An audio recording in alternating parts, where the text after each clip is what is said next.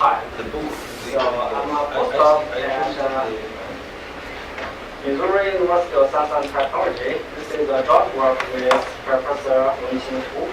So this the title is Personal Optima for fully connected deep ReLU neural networks. So we will see some examples, special examples for high-dimensional function approximation. So first, let me introduce the fully connected deep ReLU neural networks. Just look like this. We have input layer. Input layer. For this example, there are 4D. So 4-dimensional. And in the first terminal, we have 5 neurons, 5 neurons, and then 5 neurons, 3 neurons, then the output.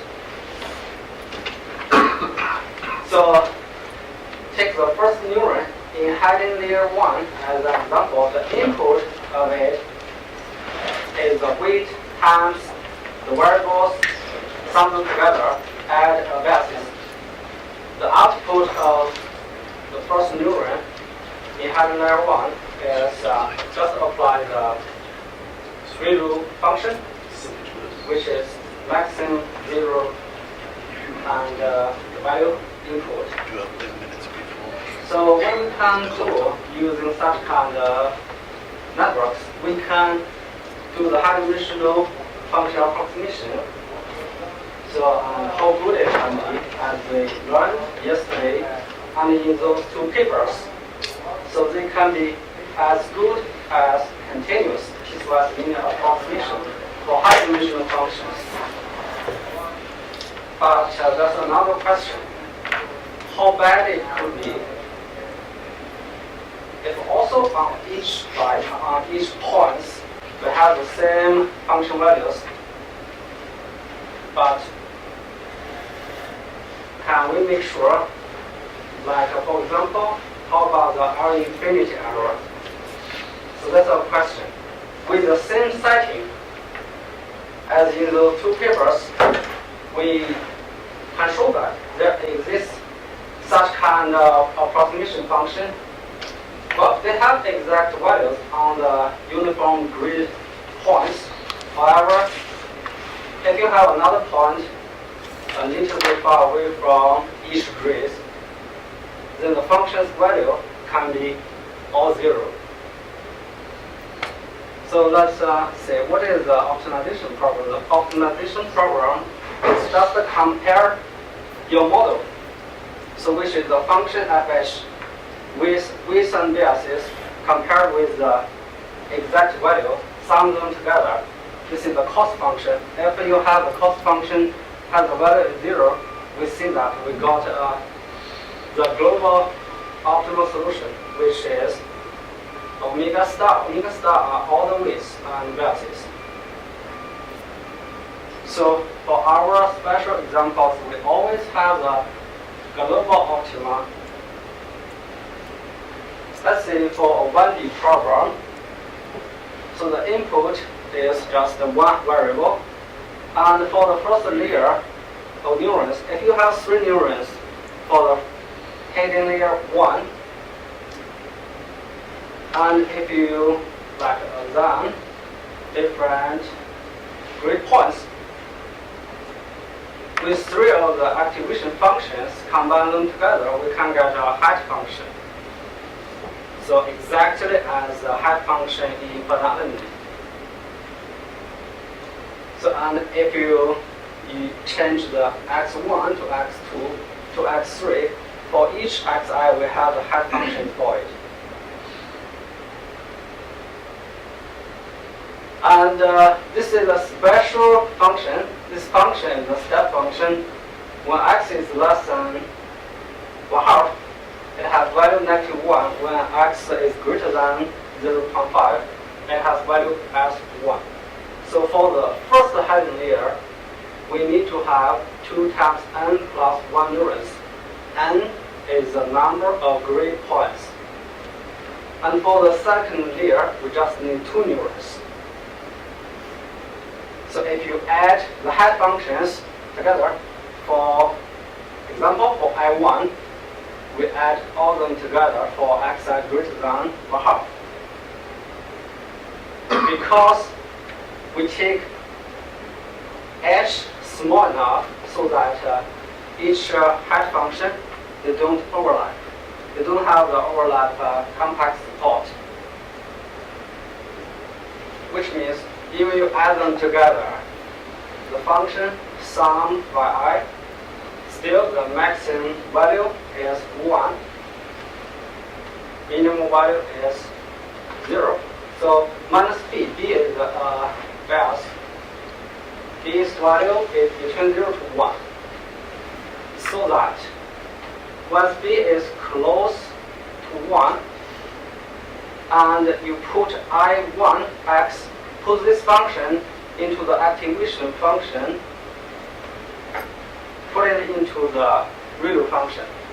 So the negative part will be eliminated because ReLU is maximum value 0 and the input value. And if you divide it by 1 minus b, so at each grid point, the value will become 1. So we have two parts. So it's a piecewise constant function. We have 1 and negative 1. So that I2 is just the part to approximate negative 1. So let's see some examples. A is just a height function. Use 3 neurons in the first heading layer. We can construct a height function. And B is the graph of B. We take the biases as 0. So it's already not a good approximation for the piecewise constant function. But if you increase the value of B, so it will become worse. And increase it will have like needles, which means we only have exact values on the grid points, nothing too far away. So other parts are all zeros. So this is the 1D example for a piecewise constant function. For a general function, it's similar, but in the second heading layer we need more neurons because after we got each height function, we write it minus d and truncate it with a neuron with activation function ReLU, so that it will have the same behavior if you increase the value of b. So on each grid, it has exact value. If you increase the value of b, it will shrink. So how about the deeper ones? For deeper ones, as long as we have 3 layers, start from the 3rd layer. If for each later layer we have 2 neurons, we can divide it FHX, the positive part and the negative part. So make the negative part multiply with negative 1, then it's a positive. So pass through those 2 parts into 2 different neurons. So how about the other neurons? Just make the input to be 0. So that it doesn't matter if how many layers we have. We always have this kind of function. So for 2-dimensional, it's quite similar as 1-dimensional program because so we have height functions in the direction x, and we have the height functions in direction y. If you add 2 of them together, you will get a 2D. So kind of basic function, and you use the basic function minus b. If b is greater than 1, or it's close to 2, again, it will be a needle-shaped function. So let's see. This is for the piecewise constant examples, quite similar as the 1D program. So let's see the graph. So this is how it looks like. We just take a half part of it. So as b is 1 for the first graph is already a bad approximation, and increase the value of B is getting worse. But on each grid point, the value is exact value. So for high-dimensional program, just like 2D, so we have the height functions in each direction. And for a specific grid, if you add all the height functions together and minus D, minus B, if B is greater than B minus 1, and as B goes to D, this approximation will have a similar behavior as 2D program. So let's just see a graph for 3D program. So just like this. Increase the value of B, it will shrink. So the compact support will shrink. So the conclusion is, well, we know that deep neural networks are pretty good, and most of the time it works very well. But we need to be careful about that. At least we can show there are bad cases. So that's all. Any questions? Immediate comments? Questions? I certainly have some, but I would like to give you a chance to respond. Is that something that takes you by surprise? So he is basically telling you, look, this miracle tool can be as crappy as you wish. That's what he's saying. Here's my question. Is the tool as crappy as you wish, or is the guy who applies it not too clever? So, well, that's the question. Yeah, that's a good question. Is what he's showing, is that unique to neural networks? Let me ask you this. Is that unique to neural networks? Is that unique? Not at all. I mean, you give me any way of parameterizing and over-parameterizing an estimator, and I can overfit and exactly interpolate your data and make it as bad as I wish anywhere else, because I use the over-parameterization to actually fit another function. Yes, that's which right. in your case is a nil. Yes, yes. But that is not an argument against the network. No, that is the fact that you are over-parameterizing it, and in fact playing the devil's advocate. Because you are fitting a guy, maybe, presumably, the original user wasn't really looking for. But if the original user maybe does an Lipschitz regularization, these needles would not pop up. So in machine learning, when you use any kind of estimation scheme and you use it in an unwise way by over-parameterizing, you start to fit noise. Yeah. And then every estimator, how superior it could ever be, by the way it gets used, produces crap. Right? Yes. This is why I'm currently teaching a class on machine learning, to make people understand that they should not produce crap. Right? Yes, you're right. Okay. But it's true.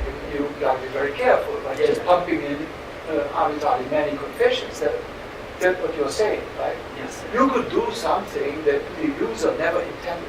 So I guess your message is you have to understand how this approximation actually works. Yes. I try to understand the approximation properties. So for this kind of cases, in real life, maybe it never happened.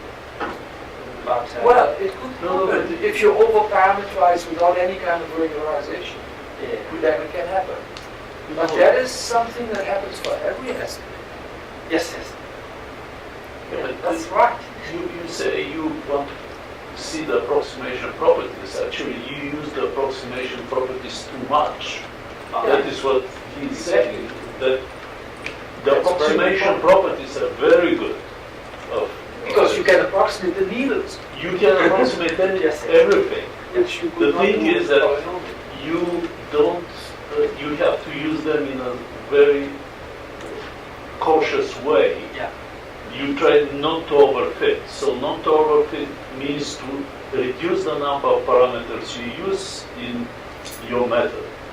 And this is what it's a general thing about neural networks, because people don't have any idea how exactly these parameters they are involved in the approximation. So if you want to have a cautious decision, Actually, for the piecewise constant approximation, we have very few with the parameters. but you have to know what is the class of functions you If can the class of approximate functions with very this good, approximation. then you already overparameter. There is a general paradigm in machine learning when you construct estimators. There is a variance bias decomposition. In other words, the way you use an estimator can make it totally useless. In machine learning, for most of the established methods, people have developed things like complexity regularization or nonlinear methods that automatically adjust this balance between the variance and what you create and the bias. Bias is the approximation problem. And typically in machine learning, you should have much more data than is free. That's we should have much That's more data. a general thing. Otherwise, you overfit. Now, I've heard from the neural network community that some people say miraculously, even if they overparameterize, they still get good results. But I'm not so sure.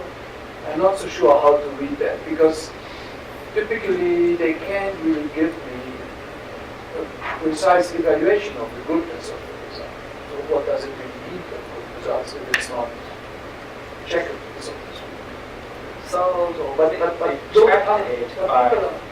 are people thinking about how to regularize things in a better way? In this case, if you penalize Lipschitz, of course you could avoid this. Yeah. Yes, we do. But also from yesterday, if you remember the talk, there are some functions you can approximate them with ReLU networks exponentially fast. Yeah, if the function is very smooth. Yeah, but also very non-smooth. Yes, because it has a repetitive, it has the capability to, at the expense of very few parameters, to repeat patterns. And these patterns can be arbitrarily crazy. You can But repeat the that. question is how can we fund it? The Training, how can we fund it? I mean, by the training process, how can we find a very good? But here you manufacture this. Yeah, I know Here that. you did not use any kind of minimization under a pattern. Yes. But then this would probably not happen. But what I wanted It's to not say very is that when you want to balance the bias with the variance, if you have an exponential convergence, eventually, because you don't know for your function whether you have it or not, you have to be very cautious, because in this case you will overfit very easily, because with exponential convergence that means you need very few parameters to fit the function. But the result will prove to be very good. It's also artificial. I share your criticism. I'm just saying one has to be cautious in interpreting also the very good results. Yeah. That's right. Yeah, this is a very not understood open area. Sure. We don't have like very solid theoretical. Definitely. Okay. Thank you. That was an interesting discussion. Thank you.